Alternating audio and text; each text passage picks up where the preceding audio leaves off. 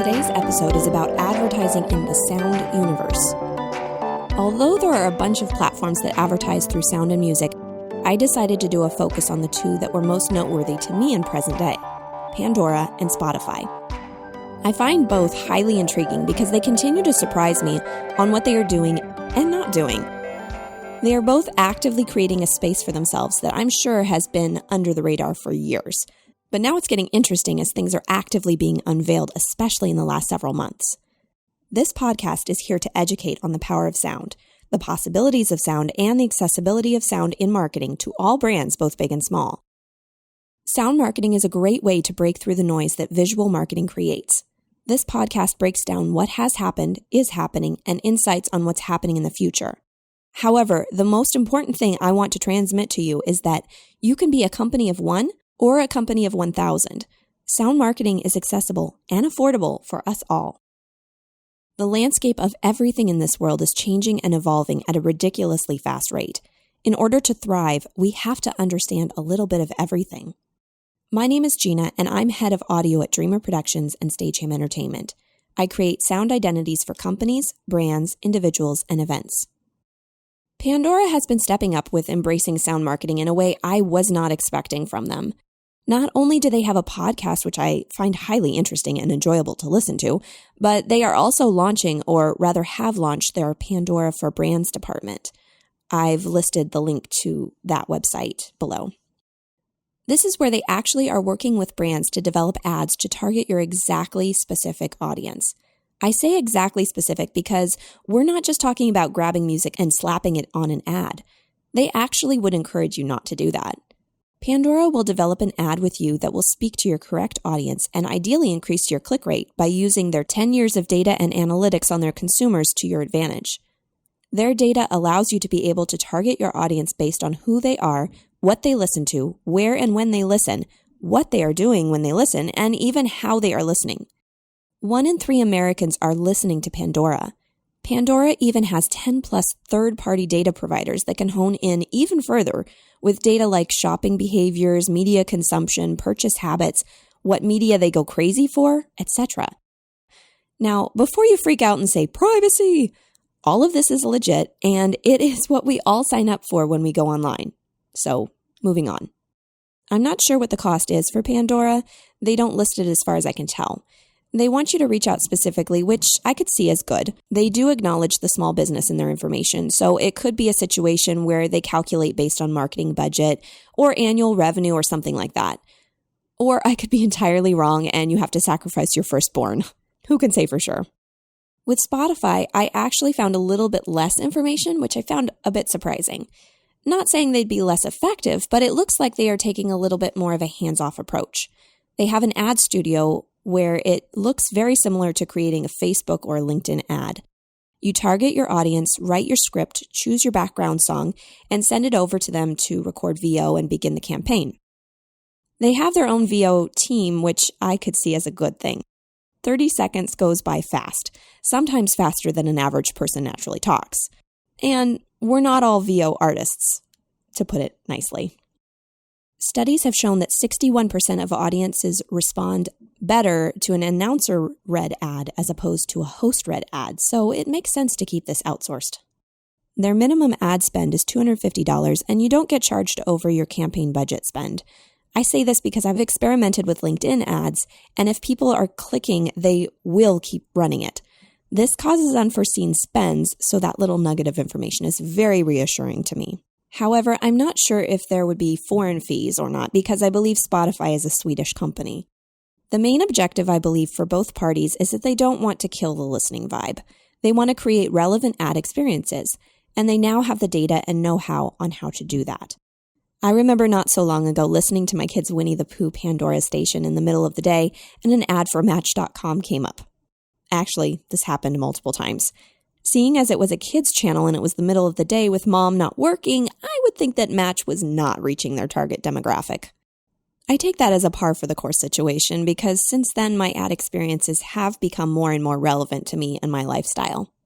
And here's where a sound logo is so important. Pretty much all of us have turned on a music streaming service at one point or another. When you do that, chances are you are not looking at your phone or iPad or whatever device is streaming. So when those all-important ads of yours pop up, how do you let the listener, because they are not necessarily a viewer, know that it is you? Sound. Ads can be 30, 15, or even as short as 10 seconds long. With a tiny amount of attention real estate, you've got to draw your listener in, and fast. They may not even have time to look at the device by the time your ad is over. But if you had a sound, now you have a way for them to recall you that is more effective, I'd argue, than anything else. Even with the most pleasant voice or the most clever script, your brand name could still be forgotten. I even think sometimes when the script is so clever or so funny, we stop on that and remember the commercial, but not necessarily the brand. Hence my da da da example. But I'm not an advertising manager, so we'll just sidestep that thought for now. Something that I've been honestly just ignoring and putting aside for a long time is understanding fully Spotify and its playlists. I know that if I put more time and energy into even being on the platform, I could find a better use for the notoriety of my music albums. I've been doing this podcast for only a few months now, and already it's gotten more streams on Spotify than my albums have, that have been living in the streaming and CD baby world for much, much longer. I've barely marketed them as albums. I'll market them for licensing purposes, but not as an album as a whole. A lot of that has to do with the fact that album selling isn't really where things are anymore, but I'm sure with more thought, I could come up with something clever. So what do I need to do? Well, it looks like I was right. In order to figure out how to get on those highly competitive and sometimes impossible to get on playlists, I have to be on the platform more. Short and sweet. I need to understand the platform like a pro in order to show up on it. The other thing I need to do is develop my, wait for it, brand better. I need to have a cohesive plan for my music rather than just my podcast or just my services, etc. It's kind of crazy but true. My music to me seems really disjointed. It's just a collection of things I like to listen to and styles I like to write in. I feel it's a bit like marketing The Princess Bride. If you haven't read As You Wish by Carrie Elwes, go get it now. It's amazing. I linked it in the show notes. Anyways, Carrie talks about how much trouble they had marketing the movie. It was a box office flop. In fact, it wasn't until VHS showed up and home movie watching exploded did the movie get the recognition that it so rightly deserved. What happened was that the movie was all over the place. Sword fighting, pirates, giants, true love, rodents of unusual size. And then there was this sweet grandson-grandfather element and how the whole thing tied up with how much the grandfather loved his grandson. It baffled the marketing department, and so it, of course, baffled the potential viewers. The way that problem was solved was through a brand new medium, VHS. So what medium would work best for me? And to bring it back to you guys, what medium would work best for you? Moving back to sound advertising, I found a company called AdSonica. I reached out to the founder and he provided me with some great information. AdSonica creates static ads with sound that you can attach to your marketing arsenal. They combine both the audio and the image into one JPEG file so that the two can stay cohesive as well as keep the quality of both functions clear without deterioration. You're also able to include things like coupons and multiple soundtracks within the whole thing. Pretty handy. However, he informed me that there are some limitations. The maximum length of the audio is fixed by the ad companies, which limit the total ad size to 150K. So when you combine an image with sound, you have about 12 seconds of audio and the picture. Yet another reason why a sonic logo comes in handy. With limited time comes limitations. Create a recognizable sound and you can cut right to your point that much more effectively. By adding sound, people more fully engage in the advertising and often click 2 to 3 times as often. I also asked him about preparing for voice click optimization, but they're not there yet. I don't blame them. That stuff is crazy new and in my head, impossible. Currently, they are working on how to best implement with smart speakers. Their cost is a small percentage of your ad spend. That's it. For more information on AdSonica and to see if it's right for you, I've included a link in the show notes. Just tell them Jeanna Isham says hi. The importance of functional sound is becoming more and more clear. What is functional sound? Basically, it's a short mnemonic phrase like a ringtone or a tone of some sort associated with an alarm or the turning on of a device, something like that. It could be the sounds when you punch in your zip code at the gas station or your PIN at the ATM. Most notably, at least to me, is the sound you hear from the chip reader when you remove your credit card at a store. These are sounds in your day-to-day that, without you realizing it, are ingrained in your subconscious. Veritonic, which I will need a whole episode one day to talk about them, is an unbiased third-party company that gathers data from all sorts of companies to see how their sounds and sound marketing fares with the global consumer market. They just released a new case study on the effectiveness of earcons, which is functional sound, in the market today. I'll attach the link to the ebook if you're interested in downloading in the show notes. So much amazingly awesome, geeky information in there, so I'll just rein it back to stay on point.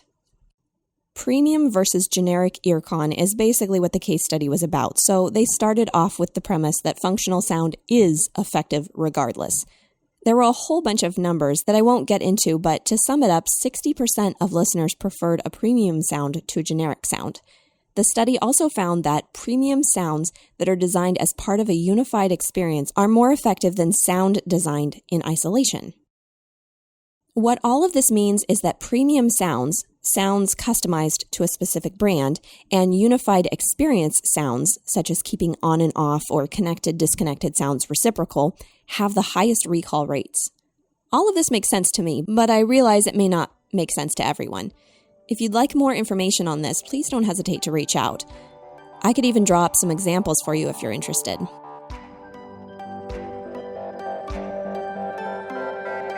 This podcast is for you, so please let me know if there is anything in particular you've been curious about. Don't be afraid to be vague or even of talking in incomplete sentences. I get it.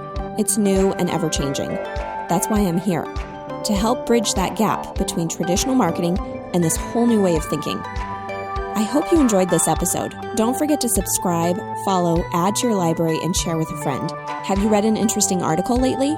Do you have any questions? Do you have a really off-ball event that you heard about that you want to send my way? Please share. You can find me at dreamrproductions.com. That's DREAMR productions.com. LinkedIn, Facebook, or you can email me at Jeanna, Jeanna, at dreamrproductions.com. I want this podcast to be a collaborative event. I want it to be of benefit to us all, so stop by and say hello.